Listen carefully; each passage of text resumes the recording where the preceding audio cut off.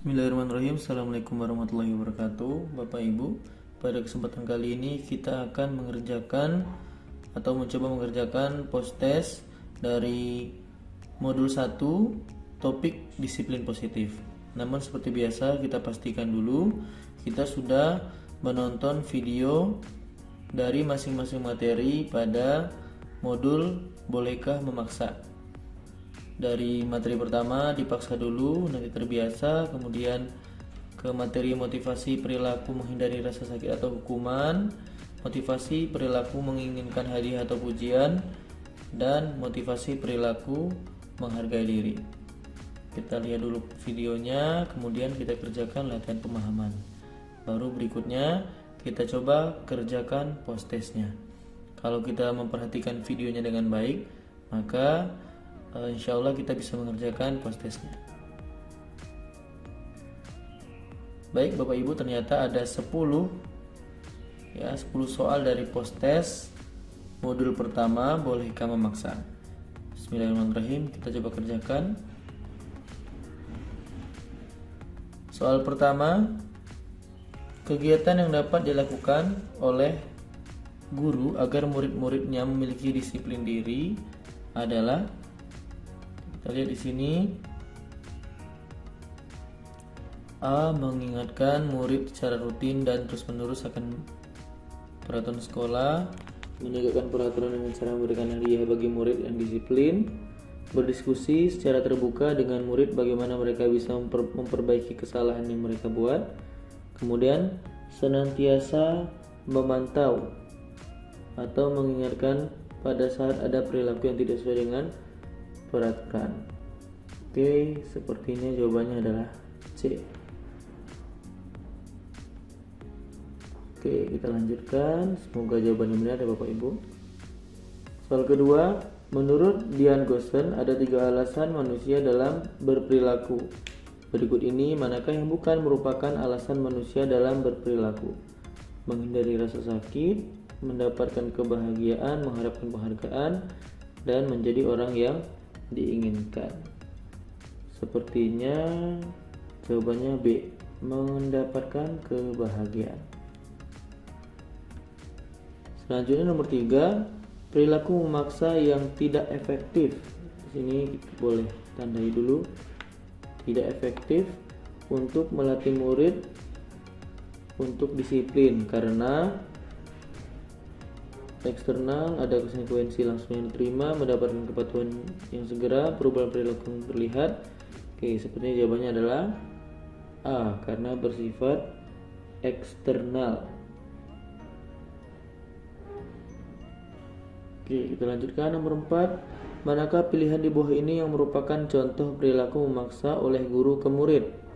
A, mendapat nilai sebesar 10 poin untuk pengumpulan tugas tepat waktu, mengurangi nilai sebesar 10 poin untuk keterlambatan pengumpulan tugas, menambah nilai sebesar 15 poin untuk pengumpulan tugas sebelum batas waktunya. Sepertinya ini A, B, dan C ini bersifat paksaan. Kita coba jawab D. Kemudian kita lihat yang nomor 5. Berikut adalah pernyataan-pernyataan yang dapat membantu murid untuk berperilaku dengan alasan menjadi orang yang didambakan, kecuali A, nilai-nilai yang kamu percayai, B, apa tujuan yang ingin kamu capai, C, kamu ingin menjadi seseorang seperti apa, atau D, apa pendapat orang tentang dirimu pada saat kamu melakukan itu. Kita lihat lagi, kira-kira jawabannya apa? Kecuali, sepertinya A. Oke, lanjut ke nomor 6. Sebagai pendidik, kita sebaiknya menerapkan cara-cara yang dapat membantu murid untuk menjadi termotivasi secara internal. Manakah yang bukan merupakan contoh dari membantu murid menjadi termotivasi secara internal? Ini yang bukan ya. Bukan. A, memandu murid mengidentifikasi cita-citanya. B, memberi semangat kepada murid dengan kata-kata positif. C, membantu murid menemukan cara yang bisa membuat dirinya termotivasi. D, mendorong murid untuk menemukan tokoh atau kisah yang bisa menjadi inspirasinya. Ini yang bukan ya. berarti yang eksternal. Kira-kira eksternal mana ya? Membantu murid ceritanya, memberi semangat kepada murid.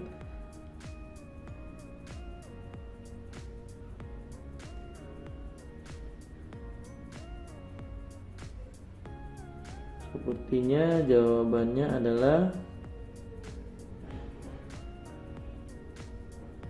B. Oke, selanjutnya simak percakapan berikut. Kamu sudah besar, kamu ingin menjadi apa, Nadia? Kalau kamu sudah besar, kamu ingin menjadi apa, Nadia? Aku ingin menjadi dokter karena aku ingin membahagiakan orang tuaku. Alasan Nadia untuk menjadi dokter merupakan contoh dari A. Menghindari rasa sakit, B. Mendapatkan kebahagiaan, C. Mengharapkan penghargaan, atau D. Menjadi orang yang diinginkan. Menjadi orang yang diinginkan. Kira-kira jawabannya apa? Mungkin jawabannya adalah D. Oke. Nomor 8, pada suatu hari laptop Pak Ahmad rusak dan ia belum sempat memperbaikinya. Padahal hari tersebut ia menjadi pembicara dalam kegiatan webinar. Lalu ia meminjam laptop ke Ibu Ani. Sebetulnya Ibu Ani memerlukan laptopnya untuk menyelesaikan pekerjaan yang harus dikumpulkan pada hari tersebut. Namun karena ia merasa berhutang budi kepada Pak Ahmad, pada akhirnya ia tetap meminjamkan laptopnya ke Pak Ahmad. Manakah yang merupakan alasan Ibu Ani dalam berperilaku? Kita lihat di sini. A. Menghindari rasa sakit, B. Mendapatkan kebahagiaan, C. Mengharapkan penghargaan, D. Menjadi orang yang diinginkan. Kira-kira jawabannya apa? Kemudian kemungkinan jawabannya adalah mendapatkan penghargaan ya. Kemudian selanjutnya, sejak kecil Rian sudah terbiasa untuk belajar secara mandiri. Ada orang tuanya atau tidak, ia tetap belajar sesuai dengan waktu yang sudah ia tetapkan sendiri. Ia sudah memiliki motivasi internal dalam belajar. Motivasi internal efektif untuk menjaga diri kita untuk tetap disiplin. Karena A. Orang lain tidak bisa mengatur kita. Motivasi internal bersifat jangka panjang. Kita hanya bisa mengatur diri kita sendiri. Tahu semua jawaban benar. Oke, semua jawabannya benar karena ketiganya adalah motivasi internal. Oke, soal terakhir. Andi selalu menjadi wakil sekolah dalam kegiatan Olimpiade Sains. Dia memang sangat menyukai pelajaran IPA dan selalu mendapatkan nilai hampir sempurna di rapor. Manakah alasan berikut yang bisa membuat Andi senantiasa bersemangat secara internal dalam belajar dan mengikuti Olimpiade Sains? A. Membanggakan orang tua, membawa nama harum sekolah, menjadi dikenal oleh guru-guru dan teman-teman di sekolah, kemudian mewujudkan cita-cita sebagai seorang ilmuwan yang berguna bagi masyarakat. Oke, kemungkinan jawabannya adalah D. Oke, kita sudah menyelesaikan 10 soal post test dari modul pertama disiplin positif. Bolehkah memaksa? Kita lihat dulu jawaban kita cek dulu. Oke, Bapak Ibu kalau belum yakin boleh kita ubah jawabannya, kita cek dulu. Tapi kalau sudah yakin boleh kita kumpulkan. Bismillahirrahmanirrahim. Alhamdulillah, ternyata modul ini bisa kita selesaikan. Baik Bapak Ibu, demikian pembahasan atau post test yang sudah kita kerjakan. Post test modul 1, bolehkah memaksa, dari topik disiplin positif.